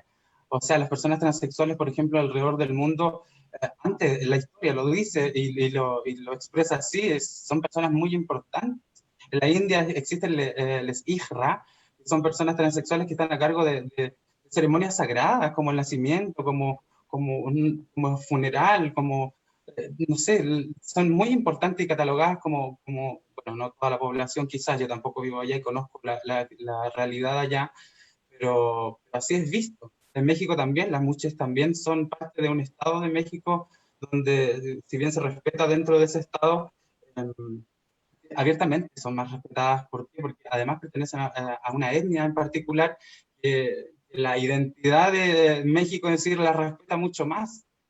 Y tampoco, y ahí pongo en duda, tampoco sé, no vivo en ese país como para poder ratificar lo que estoy diciendo, pero eso es lo que se muestra, es lo que se ve, es lo que se percibe. Por supuesto que deben existir discriminaciones y deben existir violencias dentro de ese mismo grupo. Yo no puedo hablar por ese grupo porque no vivo en ese grupo.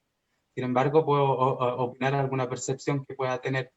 Y, y ahí voy también con lo importante de que en la próxima constitución la interseccionalidad sea fundamental. Y el empatizar con la otra persona que vive otro contexto, que vive otra realidad. Y también me tomo de lo que decía antes del trabajo hormiga, de tener que ir hilando muy fino, porque es algo que hizo la dictadura en este país, y no solamente aquí, sino que a nivel latinoamericano, fue desestructurar a la base, al mismo pueblo, a la misma gente, a la misma ciudadanía, borrarle esa sensación de preocupación del vecino, de la vecina y del vecino y generar una competencia hacia esas personas. Y no estamos compitiendo con nadie, simplemente estamos queriendo garantizar ciertas cosas básicas que debiésemos tener y no que un modelo económico, o sea, y no que el modelo económico esté por sobre las personas. O sea, el hecho mismo de que a nivel nacional hoy en día las cuarentenas sean distintas en distintas regiones, netamente por el sustento económico. Es evidente. Entonces, la preocupación no va por las personas, sino que va por la economía. Y eso está muy mal enfocado. Muchísimas gracias, Lorenza. Bueno, se han discutido distintas temáticas. Yo quiero hacer como un resumen, un llamado también con el fin, o sea, el objetivo de este seminario es convocar a la ciudadanía a discutir estos temas, a reflexionar, a hacer ese ejercicio que invitaba Sandra recién. ¿Qué es lo que yo pienso, qué es lo que siento frente a estos temas, frente a los derechos sexuales reproductivos de las personas, de mis derechos, de los derechos del otro, ¿cierto? También hay una oportunidad con este escenario que se ha propiciado desde el 2019, este remesón que tú decías, Lorenza, de sentirte distinta, ¿no? De sentirte, eso nos pasó a todas. Yo creo que de alguna manera ese viernes 18 de octubre yo estaba en un congreso en Antofagasta, bueno, Sandra también estaba, la verdad es que fue un terremoto tan intenso que luego te das cuenta de que lo que viene, aunque con cautela, como decía Lidia, es una oportunidad tremenda. Es una oportunidad tremenda, o sea, que invita a que nos salgamos de esta rigidez natural que teníamos como sociedad del individualismo y pensemos en el otro distinto, ¿no? y parte de eso reconocer los derechos de los demás, ¿cierto? De las personas como tal, como sujetas, ¿cierto? Sujetos de derechos. Por lo tanto, como para ir cerrando, solamente quiero traer a colación la definición de derecho sexual y reproductivo para que quien nos escuche y que no ha tocado estos temas, ¿cierto?, lo tenga muy, muy claro, y también lo pueda discutir en familia, ¿cierto?, con sus amigas, ¿cierto?, o amigos, o amigues, como dice Lorenza, que estos derechos, ¿cierto?, son aquellos que permiten que todas las personas, sin discriminación, ni violencia, ni coerción, ejerzan, ¿cierto?, plenamente su sexualidad como fuente de desarrollo personal y decidir autónomamente sobre su sexualidad y reproducción, contando con ellos, ¿cierto?, con información, con medios y servicios que así lo permitan. Es decir, de alguna manera, esta pacto fundacional de la sociedad que queremos, que se va a plasmar en una futura constitución, ¿cierto?, permite y obliga a que las leyes y los órganos del Estado deban ajustarse, obviamente, y que las personas que vivimos en el territorio estemos obligadas, pero también protegidas. Estemos, ¿cierto?, protegidas frente a esa figura. Entonces yo, para poder, ¿cierto?, ir cerrando, quisiera dejarle unos minutos a cada uno, breves minutos, para que compartan una reflexión final con la audiencia, ¿cierto?, y se despidan obviamente de ella. Lidia. Bueno, yo creo que este es un ejercicio muy importante. Yo creo que hemos vivido en el último año un proceso de alfabetización colectiva frente a la idea de esta idea de ciudadanía, que es una ciudadanía distinta a la formal. Es una ciudadanía que nos conduce a la deliberación, al pensar ese país que queremos, cómo lo queremos organizar, cómo nos queremos ver a nosotros, nuestras familias, nuestros entornos, los territorios, cómo organizamos nuestros barrios, las ciudades, en fin. Y yo creo que esa mirada incluye algo que dijo Lorenza súper bien, que era esta idea de que el primer territorio somos nosotros mismos, nuestros propios cuerpos. Pero esa idea de nuestro territorio, nuestro cuerpo, tenemos que ser capaces de transmitirla de tal manera en que todos y todas, todes, podamos entender, en definitiva, qué significa eso. Significa, por ejemplo, una maternidad deseada y no forzada. El sexo deseado y no forzado. Una vivencia de sexualidad que sea placentera y no a partir de una coerción. Y de definirnos y que todo esté organizado de tal manera que esa forma esa definición propia de quién soy pueda tener un reflejo, pueda estar de alguna manera en el propio texto constitucional. Yo hablo con esperanza, pero también con cautela, porque creo que este es un proceso donde recién vamos a entrar a conversar en unos términos que pueden ser no siempre, digamos, los mejores, pero tenemos que persuadir, y el ejercicio de persuadir es conversar, es dialogar y también borrar o botar aquellas barreras de la ignorancia, la desinformación, alguna de las cuales está instalada a propósito. Pero yo creo que este es el momento en que nos permite bajar esas barreras desde la ignorancia, y a partir de un diálogo. Con eso quiero quedarme, digamos, con la idea de participación, de diálogo y de bajar los miedos. Muchísimas gracias, Lidia. Sandra. Bueno, yo quiero quedarme con algo que también dijo Lorenza, que me hizo recordar algo súper importante, decirle a Lorenza que sí se puede cambiar el mundo a través del lenguaje, porque ya existió un ejemplo, que fue la campaña antigénero y antiderechos que montaron varias organizaciones por lo menos 20, 30 años, y que lograron bajar, que pasaron lo que pasó ahora en toda la región de las Américas, organizándose, ¿no es cierto?, invirtiendo dinero, incluso hay personas de nuestro país que estuvieron participando en seminarios de estos mismos grupos, y que lograron obviamente su cometido hasta ahora, pero finalmente, afortunadamente, empieza otra etapa, y quizás ese lenguaje que tú decías, tenemos que empezar a generar nuestros propios mensajes, y que transmitamos esos mensajes para ir cambiando, y podemos ir cambiando, como decía, ¿no es cierto?, Aldense, y obviamente es una prueba, está ahí la evidencia, que sí se puede hacer, generando esta campaña a través del lenguaje, a través de estos mensajes que queramos darle a las personas, ¿no es cierto?, que obviamente la salud sexual y reproductiva son derechos humanos, y tienen que todas las personas tener acceso y respetar, ¿no es cierto?, la diversidad. Y por supuesto organizarnos, porque como, ¿no es cierto?, recién decía Elías, también es necesario, por supuesto, conversar, pero también es necesario estar ahí para recordar. También es necesario, ¿no es cierto?, mandatar, o hacer abogacía, o hacer campañas, porque también va a ser necesario mantener esa energía para recordar estos elementos. Y también podemos usar, ¿no es cierto?, experiencias ya aprendidas de otros espacios que nos pueden servir, que nos puedan compartir, ¿no es cierto?, y obviamente utilizar esas mismas experiencias para acompañar este proceso, asegurando la participación, lo que es esencial, y por supuesto utilizando las herramientas que tenemos ya en nuestro país, en nuestra historia. Tenemos en mi área, ¿no es cierto?, expertas en salud sexual y reproductiva por más de 187 años en Chile trabajando, las matronas y matrones.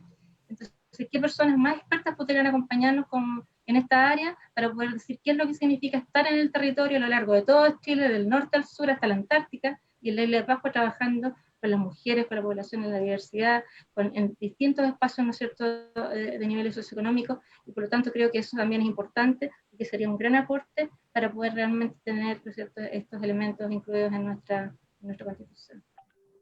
Muchísimas gracias, Sandra. Lorenza, tienes la palabra. Sí, bueno, con lo que me quedo y el llamado es como tener la capacidad también de construirnos en su totalidad, y de cuestionarnos también cómo vivimos, con quiénes vivimos y hacia dónde queremos avanzar en ese vivir, en ese bienestar en su totalidad. Aquí las diferencias sociales son brutales, partiendo desde la plaza pública, desde una comuna periférica hasta la comuna con más ingresos a nivel nacional, que todos sabemos que es Las Condes o Vitacura. Entonces, el entorno también te condiciona.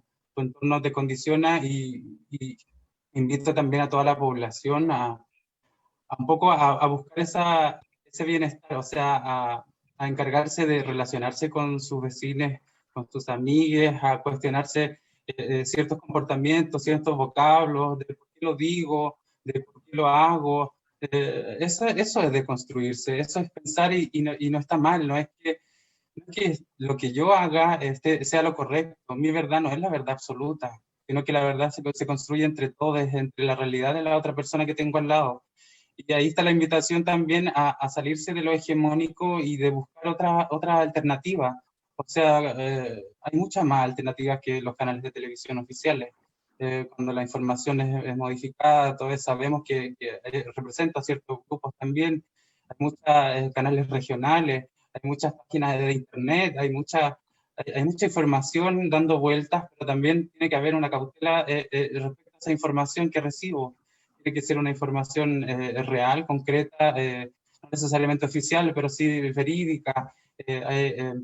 En el fondo es construirnos desde ese grupo familiar que hablaba anteriormente, como de empatizar con la otra persona. Desde ahí viene el nacimiento desde este otro país que se quiere construir. Y la invitación también es a respetar esos derechos que hay muchas personas que no lo tienen, que por más que yo sienta la comodidad de caminar por la calle tranquilamente, que para mí no lo es, o sea, pero desde esa posición me refiero a nivel general, tengo que pensar en esa otra persona que no lo tiene. O sea, desde pensar de que esa persona que está en situación de calle también me involucra a mí, si yo la veo ahí. O sea, de qué manera yo puedo influir en que esa realidad deje de existir, quizás, o tenga un futuro mejor esa persona. O de qué manera puedo involucrarme yo también en el futuro de mi propia comunidad, de mi propio espacio, partiendo desde mi grupo familiar, desde mis vecinos, desde la organización territorial, desde la junta de vecinos. Y así esto va a ir creciendo. Es un tejido muy diverso y muy complicado también, que es una gran tela de araña que se va construyendo paso a paso. Para llegar a ese objetivo, a ese propósito final, tengo que hacer muchas cosas previo a eso. Tengo que construir muchas otras cosas para llegar a ese objetivo. En el fondo, el propósito no es lo importante, sino es el proceso por el cual yo voy a llegar a ese propósito. Y esto también me tomo desde mi oficio de teatral, que tiene que ver con eso. Yo muchas veces tuve que salir a la calle a observar el personaje en el ámbito teatral y ahí se sensibiliza. Por eso el arte también es fundamental, es capaz de cambiar realidades, es capaz de mostrar también cómo podemos influenciar en ese bienestar general. Y también desde la comunidad LGBTIQ+, hago el llamado también a esta coordinación nacional, a esta alianza, en el hecho mismo de coordinarnos para poder enfrentar muchas problemáticas que tenemos y que están dispersas por muchos lados. O sea, agradezco también los nexos que se han hecho ahora a nivel nacional. Como decía en un principio, estamos en una campaña por garantizar el acceso libre a los policlínicos trans, que puede ser algo tan básico para cualquier persona como ir a un hospital y que te atiendan. Para una persona trans no lo es. Y una cirugía tan complicada como la reasignación de sexo, que no es tan fácil, no es llegar y comprarse un boleto en la micro y listo. Es súper significativo para una persona trans.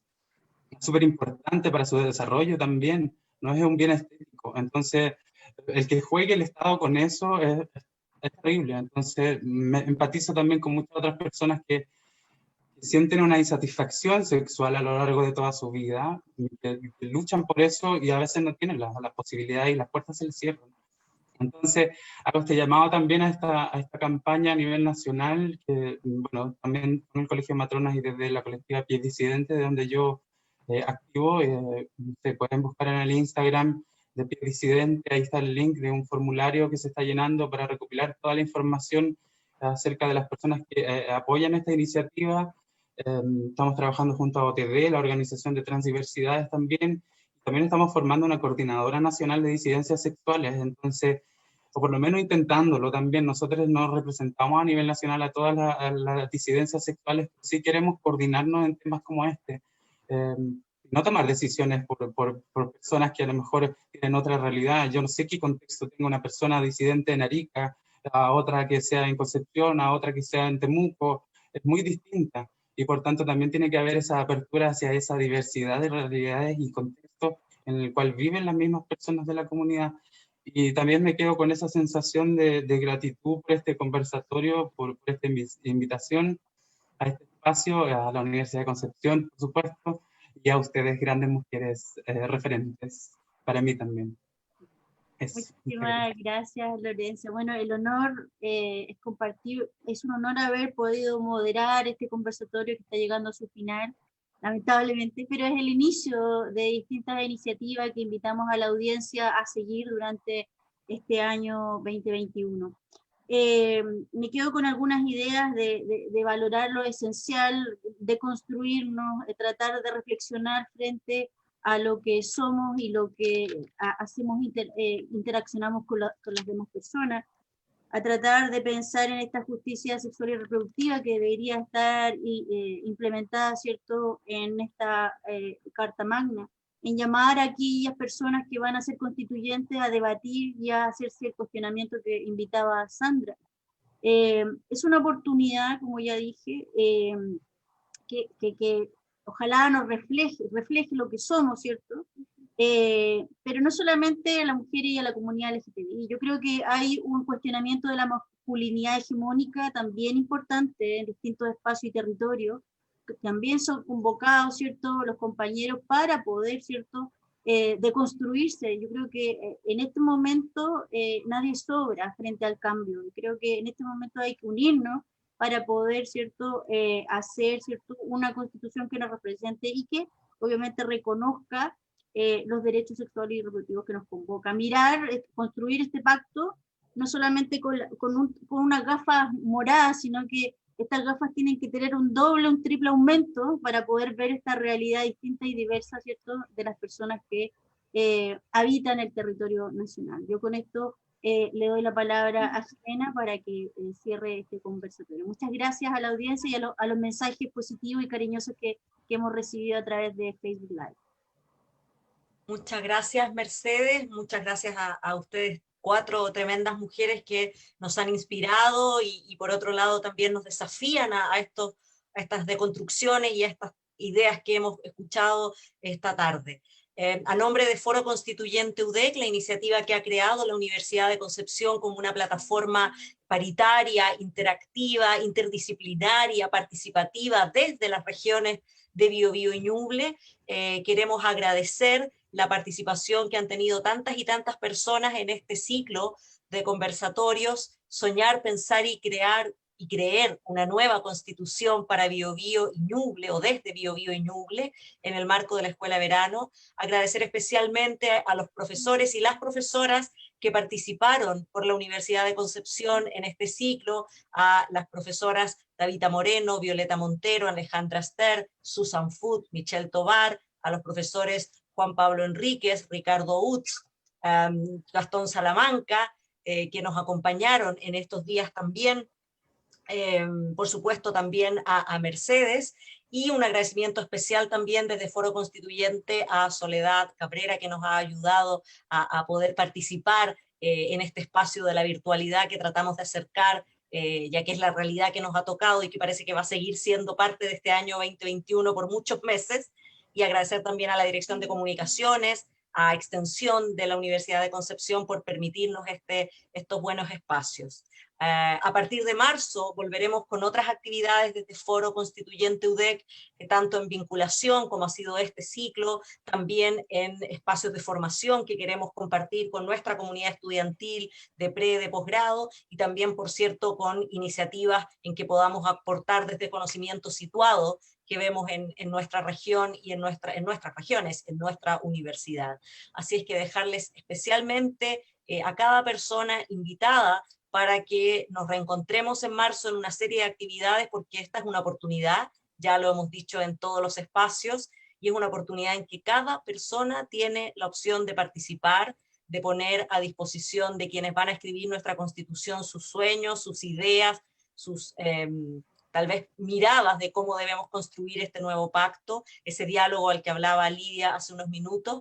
Así es que la Universidad de Concepción está comprometida con aquello, por eso nace este espacio, y creemos que a través de él podemos reflejar muy bien ese que es el lema de nuestra universidad, y que creo que hoy en este conversatorio y en los otros 7 ha quedado muy presente, que son las palabras con las que despedimos este ciclo: por el desarrollo libre del espíritu. Ojalá tengamos una muy buena constitución prontamente. Buenas tardes y que estén todos y todas y todes muy bien.